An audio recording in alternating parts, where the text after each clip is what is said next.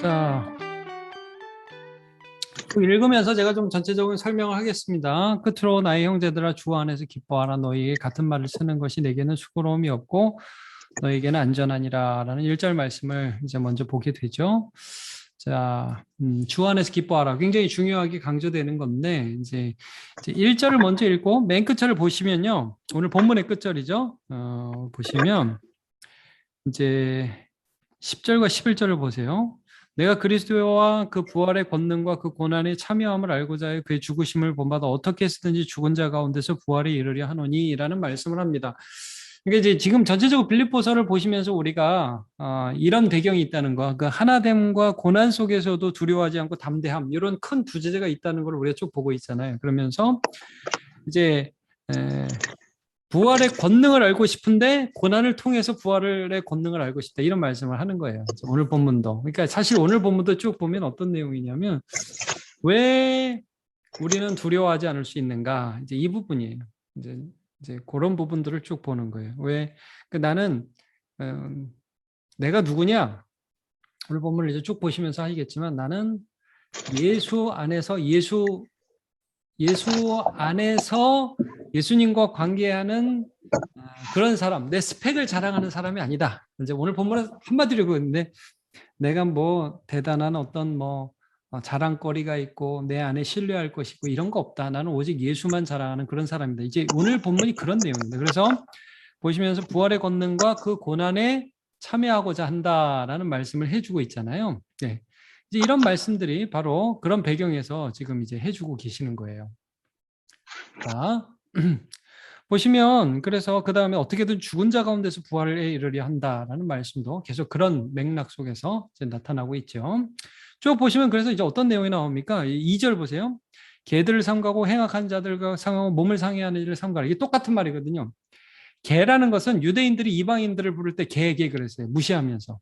근데 오히려 지금 바울 사도는 막 할례를 받으라고 그러고 자기 자랑거리를 만들어야 니네가 구원을 받지. 이게 갈라디아서도 나오는 내용이고 이 당시 초대교회 공통적으로 계속해서 강조하는 내용이었어요. 할례 받아야 구원 받는다고 하는 유대주의자들의 압박들. 너희 안에 어떤 자랑을 만들라는 그런 압박들. 그런 사람들이 진짜 개다. 이런 말이에요. 개들을 삼가고 그거는 행악하는 것이고 몸을 상해한다. 할례를 몸을 자른다라는 표현을 쓴 거거든요. 자기 몸을 자른다. 그러니까 여러분 할례라는 게 잘 아시지만 자기 몸의 일부를 남자의 생식기의 포피를 잘라버리는 건데 이 당시에는 마취제가 없었어요. 아시겠지만 난지 8일 때 어릴 때는 그때 이 굉장히 그 어떤 항생제 역할을 하는 그런 호르몬이 많이 나온다고 그러죠. 근데 다 커서 마취제 없이 몸을 자르면 출혈이 엄청납니다. 그래서 세겜과 그의 사람들이 어른이 된 다음에 할례 받고서 힘이 없어서 다 그 야곱의 아들들한테 죽임을 당하는 그런 사건을 우리가 구약에서 보잖아요.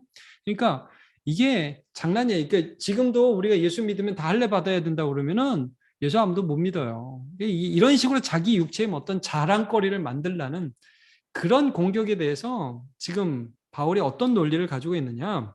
그런 거 아니다. 3절 하나님의 성령으로 봉사하고 자기 육체를 자랑하는 게 아니라 성령으로 봉사라는 단어, 예수 그리스도로 자랑하고 자랑이라는 단어, 육체를 신뢰하지 아니하는 신뢰라는 단어. 이걸 이렇게 보세요. 뭘 자랑하고 뭘 신뢰하고 무엇으로 봉사하느냐? 이게 예수로 내가 아니라 예수로 자랑하는 그런 사람이 바로 하나님의 백성이다. 진짜 할례파다. 교회다. 이걸 말씀하고 있어요. 그래서 육체 신뢰, 뭐 할례 자랑 이런 거라면 내가 너네들보다 낫지. 이제 4절부터 그 내용이죠. 나도 육체를 신뢰할 만하다. 그런 걸로 하면 내가 너네보다 나아. 만일 누구든지 다른 이가 육체를 신뢰하는 것이 있는 줄로 생각한다면 자꾸 할례 받으라고 그런다면 나 이렇게 말할 거야. 그래서 난지 8일 만에 할례 받았다. 할례도 정석으로 받은 거예요, 이 사람은. 그리고 이스라엘 족속뿐만 아니라 베냐민 지파 히브리인 중에 히브리인. 자기는 여러분 아시죠? 이 이스라엘 백성들이 맨 먼저 북이스라엘이 아수르에 흩어져 버려서 열지파는 혈통이 없어요, 사실. 근데 남유다의 유다와 베냐민 지파가 혈통이 남은 거거든요. 그러니까 이 베냐민 지파, 그 다음에 히브리인 중에 히브리인, 율법으로는 바리새인 이러면서 나 공부도 많이 했어. 바리새인이라는 게 요즘으로 말하면 공부 진짜 많이 한 스카이 출신이라 이거거든요. 그다음에 혈통도 끝내주고 자 그리고 열심 내가 진짜 교회를 위한 열심으로는 그 할례 받으라는 그런 사람들의 비할 바 없이 교회를 핍박하던 그런 사람이야. 율법의 의로는 흠이 없어. 율법으로 판단하다면 나도 굉장한 사람이에요. 근데 중요한 건 뭐예요? 이런 게 갑자기 예수 그리스도 앞에 가니까 아무것도 아니어서 자기가 여기 보세요. 7절 내게 유익하던 것을 내가 그리스도를 위해 다 해로 여긴다. 해라는 표현을 써요. 이거는 오히려 예수님을 의지하는데 방해거리가 돼. 자꾸 이런 거 붙들면 예수님을 전적으로 믿는데 오히려 이런 게 자꾸 걸리적거려. 그래서 나는 이런 건 오히려 해라고 생각이 돼. 여러분 그렇잖아요. 우리가 자기 자랑을 자꾸 하다 보면 예수님 붙들 수 없죠. 네. 그러니까 해로운 게 된 거예요. 그래서 8절 모든 것을 해로 여김은 왜 그러냐? 내 주 그리스도 예수를 아는 지식이 가장 고상하기 때문에 이게 예수님 안에 있는 나 그리스도를 아는 지식이라는 표현을 여기서 했는데 내 주 예수 그리스도와 관계를 맺고 그분이 나를 알고 내가 그분을 알고 나는 그러니까 이런 거죠. 이건희 그럼 뭐 어느 대학을 나왔어? 어느 교회 담임 목사야? 뭐 돈이 얼마야? 이게 이건희가 아니라 이건희 그러면 누구예요? 예수 그리스도의 사람 이게 제일 중요한 거예요. 이게 가장 고상하다는 거예요. 그러니까 명함에다 딴 거 넣을 필요 없다는 말이죠. 나 저 할례 받았음, 나 금식기도 몇 번 했음, 뭐 이런 거 다 필요 없고 예수 그리스도의 사람이라는 것 자체가 너무 고상하고 너무너무 소중해서 다른 거 다 해다. 그래서 내가 그를 위해 모든 것을 잃어버리고 배설물로 여기면 여기 배설물이라는 표현이 그래서 나오죠. 그래서 나머지 인간적인 자랑은 오히려 예수님을 아는데 그거는 다 배설물이다. 오직 예수님을 얻고 그 안에서 발견되고자 합니다. 그 안에서 발견되는 거. 여러분 제가 뭐 여러 번 강조했죠. 오직 예수 안에 있는 누구누구다. 이것만 중요한 거예요. 오직 나는 예수 안에 있는 누구누구다. 이것만 중요한 거예요. 자, 여기 굉장히 중요한 표현. 내가 가진 의는 율법에서 난 것이 아니요. 율법을 잘 지켜서 그 사람은 하여튼 하나님 법을 1.1획도 안 틀리고 잘 지켜만 주일에 늦는 바도 없고 봉사도 얼마나 많이 하고 헌금도 많이 하고 이런 걸 갖고 하나님 앞에서 잘했죠라고 할 수 없고 이런 율법에서 난 의가 아니라 그래서 칭찬받는 게 아니라 오직 의는 어떤 의? 여기 오직 그리스도를 믿음으로 말미암은 것이니라고 할 때 제가 이제 다음 주에 좀 얘기를 할 텐데 이게 의는 디카이오 쉬네라고 해요. 디카이오 쉬네라고 해요. 의라는 단어가. 그리고 이제 이 헬라어에는 크리스토스 해가지고 그리스도가 나오는데 크리스투 그러면 그리스도의 그리스도의 이런 뜻이에요. 그래서 이게 오직 그리스도의 믿음이라는 뜻이거든요. 그래서 이게 그리스도를 믿음이라고도 할 수 있고 그리스도가 믿음이라고도 표현이 가능한데 이제 이렇게 번역하는 신학자가 있어 제가 소개를 드리는 거예요. 오직 그리스도가 믿는 그리스도의 신실함으로 말미암은 것이니 이런 거예요. 여러분 우리가 2장에서 그거 봤죠. 예수님이 얼마나 신실하게 하나님을 믿으셨던가.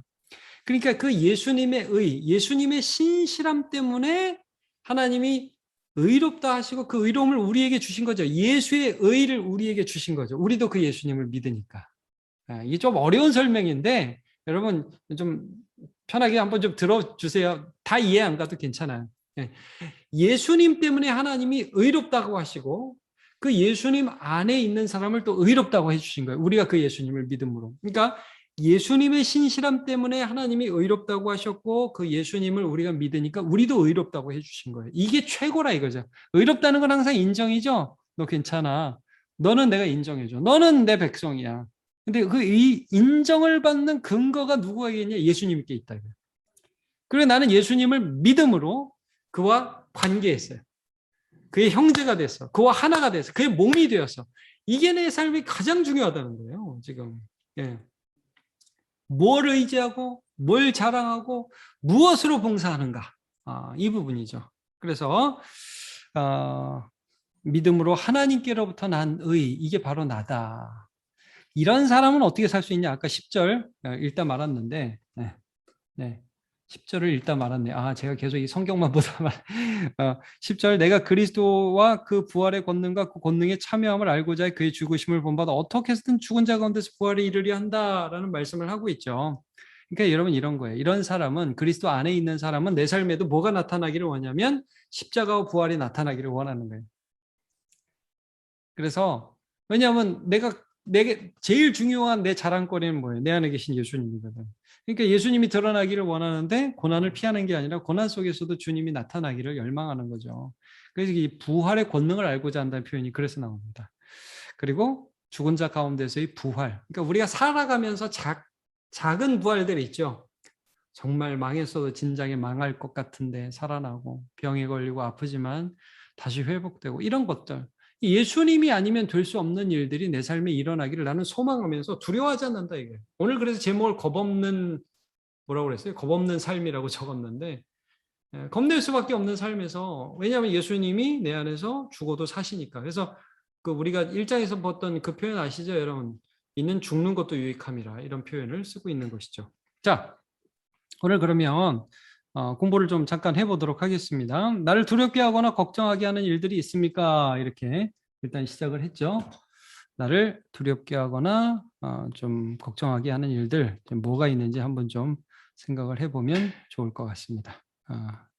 두려움이나 걱정의 이유들. 자, 1번 문제. 바울 사도는 자기 자신을 육체를 믿지도 말고 또 자기를 위한 자랑거리도 만들지 말라라고 권면을 합니다. 그런 것들은 그리스도의 의로움 앞에 배설물과 같은 것입니다. 그렇죠? 여러분 자기 자랑거리 만들지 마세요. 그거 다 지나가는 것들입니다. 그거 아무것도 아닌 것이거든요. 그래서 오직 예수만 자랑하고 예수만 의지해야 되는데 자 나는 예수 그리스도의 의 믿음으로 말미암아 주는 하나님의 의 예수님의 의로우심 이것만 자랑하고 의지하고 있는가? 함께 보죠. 1번 그리스도께서 하신 순종과 완전한 의가 내 재산, 지식, 업적과 비할 수 없이 고귀하고 자랑스럽다. 주 예수보다 더 귀한 분은 없네라고 그런 찬양. 우리 알죠? 주 예수보다 더 귀한 분은 없네.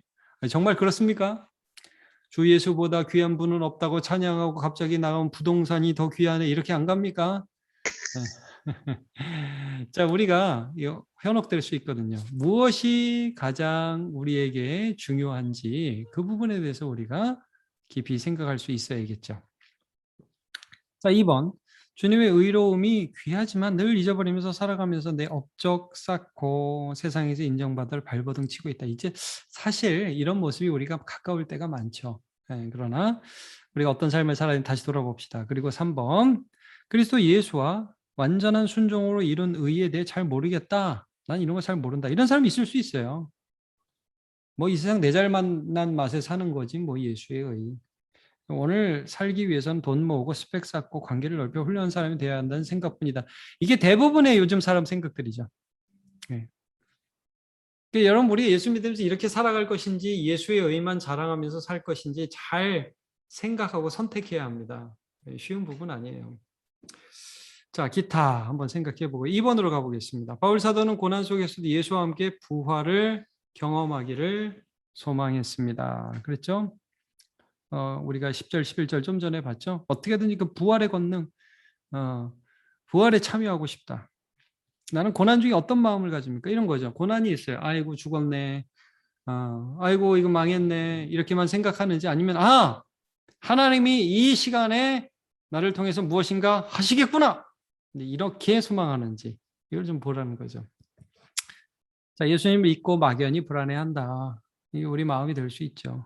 이 일을 통해서 이루어질 하나님의 역사를 기대한다.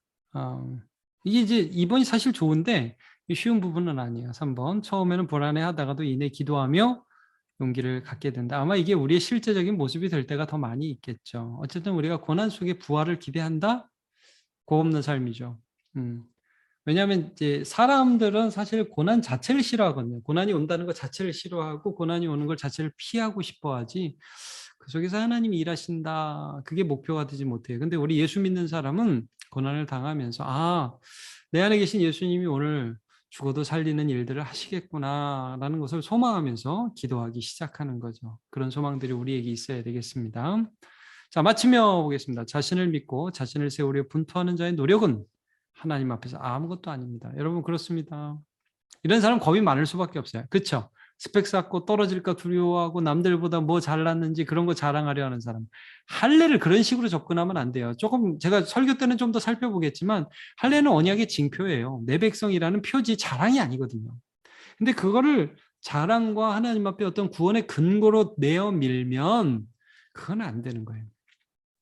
오직 예수를 믿고 의지하는 자는 심지어 죽음 앞에서도 담대할 수 있습니다. 예. 우리 늘 기억합시다. 우리 구역장들 늘 기억해요. 우리는 죽으면 안 되는 사람이 아니라고 그랬어요. 죽어도 사는 사람이고 또 멋지게 죽음 앞에서 담대하게 하나님을 믿어서 하나님께 영광 돌리는 사람입니다. 주님만 자랑하고 주님과 함께 고난 중에도 부활을 경험하는 삶을 기대하기를 바랍니다. 그렇게 사시는 우리 구역장들 다 되시기 바랍니다. 네, 됐습니다. 오늘 이 정도로 하도록 하겠습니다. 제가 오늘 기도하고 마무리할게요. 하나님 감사합니다. 우리가 다음 주에 나눌 성격 공부를 미리 좀 살펴보았습니다. 주님께서 함께해 주셔서 감사합니다. 하나님, 우린 고난 중에도 부활을 기대합니다. 하나님이 이루실 것들을 바라봅니다. 우리 모든 구역장들 지켜주셔서 이 세상은 고난 피하려고 하고 이 세상은 고난 안 당하려고 하지만 우리는 예수만 자랑하기에 그 예수께서 어떤 상황 속에서도 역사하시는 분이심을 날마다 경험하며 믿음으로 살아갈 수 있도록 도와주시옵소서. 감사드리고 예수님의 이름으로 기도합니다. 아멘. 네, 오늘 수고 많으셨습니다. 네, 한 주 잘 지내시고요. 조명숙 권사님만 남으시면 되겠습니다.